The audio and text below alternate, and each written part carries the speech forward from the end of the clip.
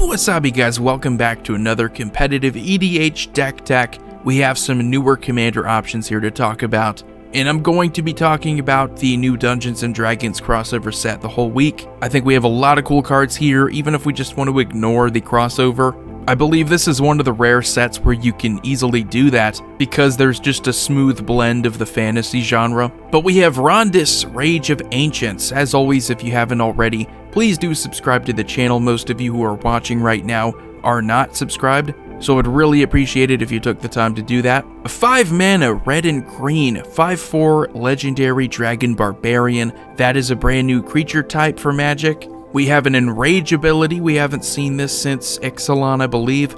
Whenever Vrondiss, Rage of Ancients is dealt damage, you may create a 5/4 red and green dragon spirit creature token with, when this creature deals damage, sacrifice it.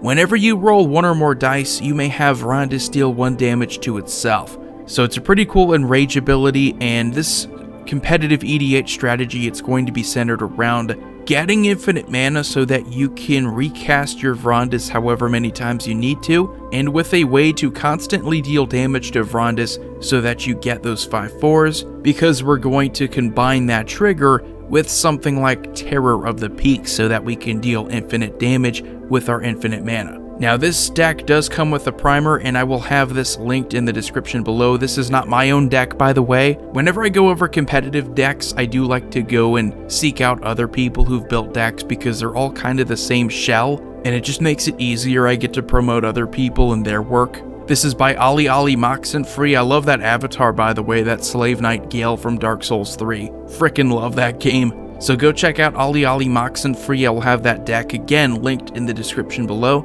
Vrondiss, Chain of Rage, and this does come with a primer. So if you want to know what I'm looking for whenever I go over and I make videos about decks, I am going to look here first. This blue thing right here that says View Primer. If I click on that, you get to see the overall strategy. As this person was wise enough to detail, you have the overall strategy of the deck. Get Terror of the Peaks out there with infinite mana so that you can deal infinite damage to your opponents. It's not going to be a very deep strategy because we're only playing 2 colors, red and green, but it's one that can be pretty deadly here. So first we have a Planeswalker, Vivien Monsters Advocate. All of the Vivien Planeswalkers have great synergies with creatures, but this one from Ikoria has a -2 that says when you cast your next creature spell this turn, you search your library for a creature card with lesser converted mana cost and you put it onto the battlefield. So we have our creatures here. We have Allosaurus Shepherd, which if you're playing green in competitive EDH and your deck is really green heavy, I mean you have a win con in green, there's no way you're not going to want to play an Allosaurus Shepherd. You pretty much make all your green spells uncounterable, and that's really it. You don't really need much more than that. That's just super powerful. Arbor Elf for mana, untap your forest. Birds of Paradise, Elvish Mystic, Finhorn Elves, Yoraga Tree Speaker for more mana. Llanowar Elves, Quirion Ranger allows us to return a forest to our hand so that we can then untap a target creature. There's a lot of combos in here, so it's probably good if I just go over the primer at the very end. We have Ragavan Nimble Pilferer, a pretty good advantage card earlier on. Get yourself some treasure tokens and you're able to play a card off an opponent's deck. And we have Collector Oath, great way to stop your opponent's artifact strategies.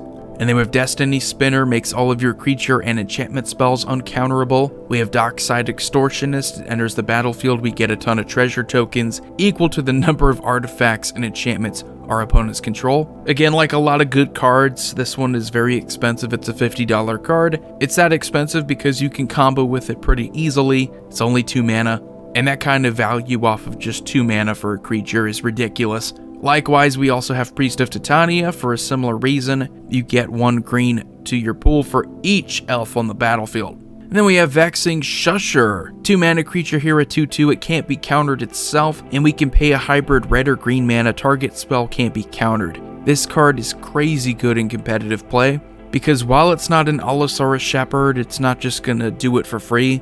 You can do this for all of your spells, red or green. You could just pay that 1 mana and you make a spell uncounterable. We have Birgi, God of Storytelling. Get more mana. Each time you cast a spell, you get a red mana.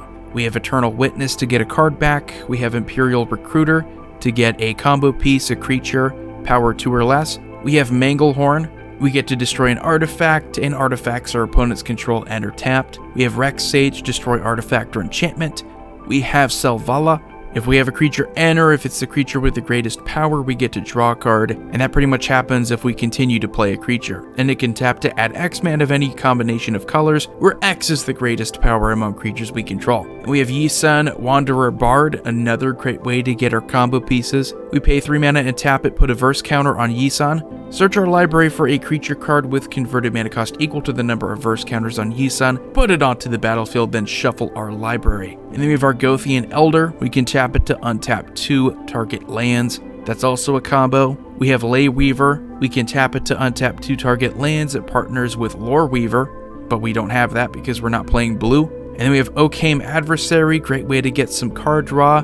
We have Perfro Scott of the Forge, another way that we can go off infinitely and win the game. We have Teamer Sabertooth, another combo card. We can pay 2 mana and return another creature we control to its owner's hand. And we have Toski, Bearer of Secrets, for more card draw.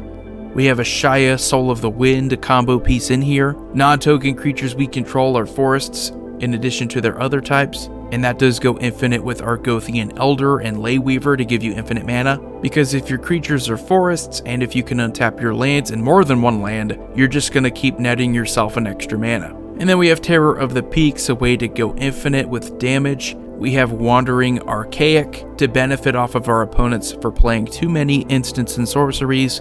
If they don't pay 2, we get to copy whatever they're playing. And for our sorceries, we have Faithless Looting for card draw. We have Gamble for tutoring to get whatever we want and discard. We have Green Sun Zenith to get a creature, green creature from our deck. We have Finale of Devastation to get back whatever creature we want from our graveyard. It could be something from our library too. That's a great way to win pretty quickly. We have Eldritch Evolution. Sack a creature, get a creature, great way to go get our Terror of the Peaks. We have Jessica's Will. We get to add some red mana, and we get to play the top 3 cards of our library until end of turn. We have Wheel of Fortune to discard some cards and draw 7, and Wheel of Misfortune, similarly going to do the same thing, but it's a little bit more chaotic. And then we have our instance, we have Autumn's Veil, makes it so that spells we control can't be countered by blue or black spells this turn, and creatures we control can't be the targets of blue or black spells this turn. We have Crop Rotation to get a land, we have Lightning Bolt to deal 3 damage, we have Nature's Claim to destroy an artifact or an enchantment. We got Noxious Revival to bring a card back from our graveyard to the top of our library. We have Pyroblast and Red Elemental Blast to counter a target blue spell or destroy a target blue permanent. We have Veil of Summer, kind of like Autumn's Veil. We have Worldly Tutor to get a creature card and put it on the top of our library. We have a Braid, destroy a target artifact, or we can deal 3 damage to a creature. We have Beast Within, destroy a permanent and give that player a 3/3 green beast creature token. We got ourselves a Chord of Calling. Got a Convoke there so we can make it cheaper. Search our library for a creature card converted mana cost X or less and put it onto the battlefield. Then shuffle our library. Got ourselves Deflecting Swat to change a target that our opponents are trying to kill. Get to change like a Swords to Plowshares to another creature. Got Shared Summon, so we get to search our library for up to 2 creature cards, instant speed with different names. We reveal them, put them into our hand, and then shuffle, so that's pretty convenient. We have Chalice of the Void. Whenever a player casts a spell with converted mana cost equal to the number of charge counters on Chalice of the Void, counter that spell. Chrome Mox for mana, Jeweled Lotus for more mana, only to use on our commander of course, but it's still great. Mana Crypt for more mana. Mox Diamond, Mana Vault, Soul Ring, and Grim Monolith for more mana. Null Rod to hate on our opponent's artifact strategies. We have Void Mirror to hate on our opponent's spells that they want to cast for free. There are a lot of good spells that they can cast for free, like Force of Will, without paying any mana. Pact of Negation's another good one in competitive play. This pretty much stops those cards. We have Trinisphere. As long as it's untapped, each spell that would cost less than 3 mana to cast costs 3 mana to cast. And then we have our enchantments. We have Carpet of Flowers, Utopia Sprawl, Wild Growth for mana.